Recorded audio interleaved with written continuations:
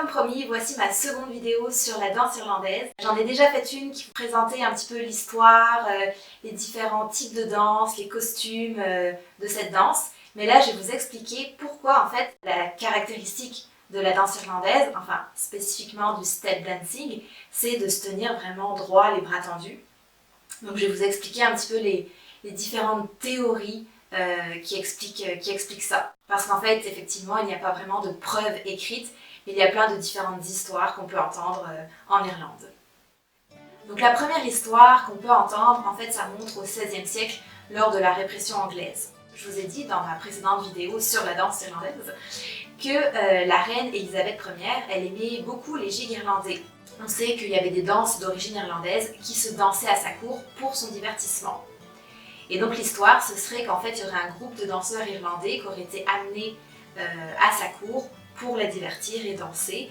Et donc, tout au long de la danse, les danseurs seraient restés bien droits, les poings fermés, les bras tendus, pour en fait un peu montrer qu'ils ne prenaient pas du tout plaisir à danser pour les Anglais et pour la reine. Donc ça, en fait, ce mépris pouvait s'expliquer puisque pendant plusieurs siècles, les Irlandais avaient connu donc la répression anglaise, puisque depuis le XIVe siècle, en fait, il y avait une loi, la loi Kennedy, qui interdisait toute démonstration de la culture irlandaise. Mais justement, en fait, en raison de cette loi, il semblerait un peu étrange que la reine, en fait, ait fait venir des danseurs irlandais pour danser leur propre danse irlandaise.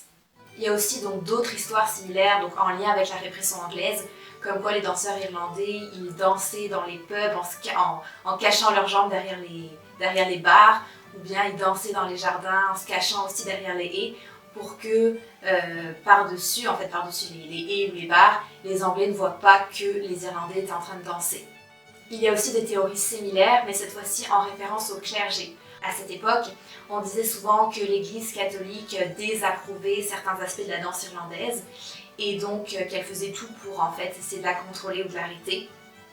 Donc les gens dansaient de cette manière-là, donc sans bouger le haut du corps, pour que s'il y avait un membre du clergé, un prêtre qui regardait à travers les fenêtres de la maison, il ne pouvait pas se douter qu'ils étaient en train de danser. Bon, ces deux dernières théories, que ce soit les Anglais ou un membre du clergé, paraissent quand même assez un petit peu tirées par les cheveux, puisque on peut penser qu'un Anglais ou un membre du clergé pouvait deviner qu'ils étaient en train de danser en voyant les Irlandais rebondir de haut en bas. Donc il y a deux autres théories par rapport toujours à l'Église catholique. La première, c'est que l'Église catholique ne voulait pas que les garçons et les filles se tiennent main dans la main. Donc ils devaient garder les bras tendus, poings fermés, pour éviter tout contact. Et la deuxième théorie, c'est que l'Église catholique aurait supprimé en fait le plaisir de la danse irlandaise en imposant aux danseurs de se tenir bien droit, les bras tendus vers le bas, sans sourire.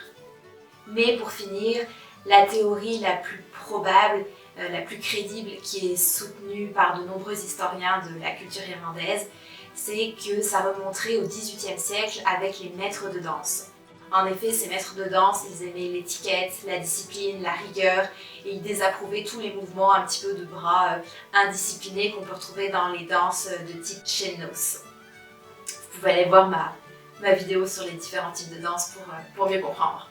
Et donc ces maîtres de danse auraient obligé en fait leurs élèves à danser en se tenant bien droit, avec une posture bien rigide, les bras tendus, et soit avec un bras ou deux sur les hanches, soit en tenant des pierres dans leurs poings pour être sûr que leurs poings restent fermés. En fait, je me rends compte que je suis en train de mimer tout ça, mais vous ne voyez pas. Enfin, c'est pas grave. Vous avez bien l'image en tête de la danse irlandaise, comme on la connaît, comme on la voit à la télé. Donc voilà, c'était les petites histoires qui se disent et qui s'entendent sur les origines de cette posture typique de la danse irlandaise. Bon et bien je vous dis à bientôt pour la prochaine vidéo. Bye bye!